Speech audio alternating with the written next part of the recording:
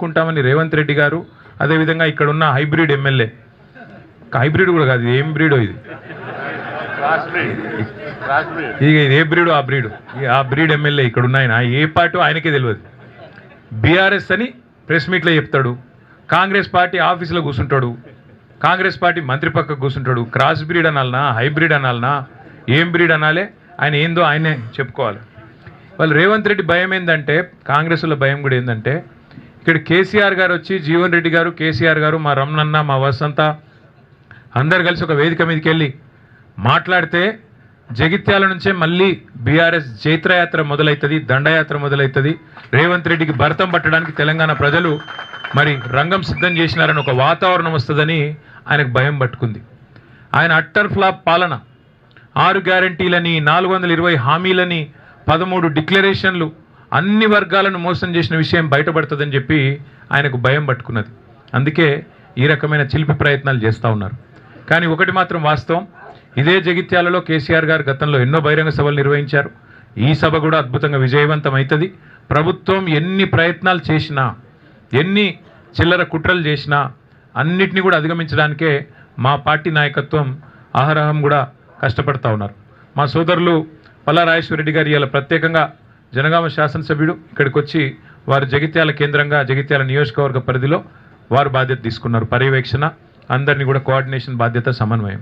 అట్లాగే మా ధర్మపురి కాన్స్టిట్యున్సీకి రవీందర్రావు ఎమ్మెల్సీ గారు, తక్కలపల్లి రవీందర్రావు గారు, వరంగల్ వాసి, వారు కూడా ఇక్కడికి వచ్చి ధర్మపురిలో కొప్పుల ఈశ్వర్ గారితో కలిసి వారు కూడా సమన్వయం చేసుకుంటూ ఉన్నారు.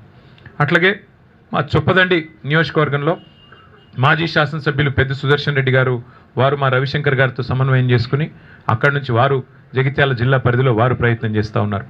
కోరుట్లలో గౌరవనీయులు మాజీ మంత్రి మరి శ్రీ ప్రశాంత్ రెడ్డి గారు, అక్కడ ఎమ్మెల్యే సంజయ్ గారితో, అట్లాగే మా జిల్లా పార్టీ అధ్యక్షులు విద్యాసాగర్ రావు గారితో వారు సమన్వయం చేసుకుంటూ ఉన్నారు.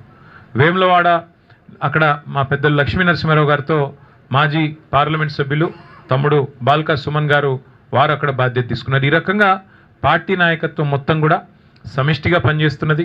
ప్రాంగణంలో ఇక్కడ బాలమల్లు గారు, శ్రీనివాసరెడ్డి గారు ఉన్నారు. సమిష్టిగా జీవన్ రెడ్డి గారి మరి చేరికను స్వాగతిస్తూ జగిత్యాల రైతాంగం కానీ, జగిత్యాల ప్రజానికం కానీ బ్రహ్మాండంగా మరి కదిలి వచ్చే పరిస్థితి కనబడుతూ ఉన్నది. ఏర్పాట్లు కూడా బాగా ఘనంగా జరుగుతూ ఉన్నాయి. ఎండల్ని కూడా దృష్టిలో పెట్టుకొని అన్ని ఏర్పాట్లు చేస్తూ ఉన్నాం. దాదాపుగా ఒక 3 లక్షల మంచినీళ్ళ బాటిల్ కూడా తెప్పిస్తూ ఉన్నాం. ఒక 2 లక్షల మజ్జిగ ప్యాకెట్లు కూడా తెప్పిస్తూ ఉన్నాం. ఇవన్నీ కూడా ఎందుకంటే సాయంకాలం సభ అయినప్పటికీ కూడా కేసీఆర్ గారు దాదాపుగా 5:30 గంటలకు ఇక్కడ చేరుకుంటారు. ఎండ చల్లబడ్డ తర్వాతనే సభ ప్రారంభమవుతుంది. 5:30 గంటలకి కేసీఆర్ గారు ఇక్కడ చేరుకుంటారు. చేరుకున్న తర్వాత 5-5:30 మధ్యలో చేరుకుంటారు. ఆ తర్వాత సభ ఒక గంటంబావు సేపు సభ జరుగుతుంది. దయచేసి పాత్రికేయ మిత్రులతో కూడా నా ప్రార్థన, మొన్న మీకు కొంత అసౌకర్యమైంది, మమ్మల్ని మన్నించండి. ఒక సోదరుడికి కాలుకు ఫ్రాక్చర్ కూడా అయింది. అట్లాగే కొన్ని కెమెరా ట్రైపాడ్లు కూడా ఇరిగినాయని చెప్పారు. తప్పకుండా వారి నష్టాన్ని మేము భర్తీ చేస్తాము. ఆ సోదరుడికి సంబంధించి కూడా మా ఎమ్మెల్యే సంజయ్ గారు, మిగతా మిత్రులు కూడా హాస్పిటల్ కూడా వచ్చారు, ఈశ్వర్ గారు కూడా వచ్చారు, జీవన్ రెడ్డి గారు కూడా వచ్చారు. ఆ బాధ్యత అంతా కూడా మేమే తీసుకుంటాం.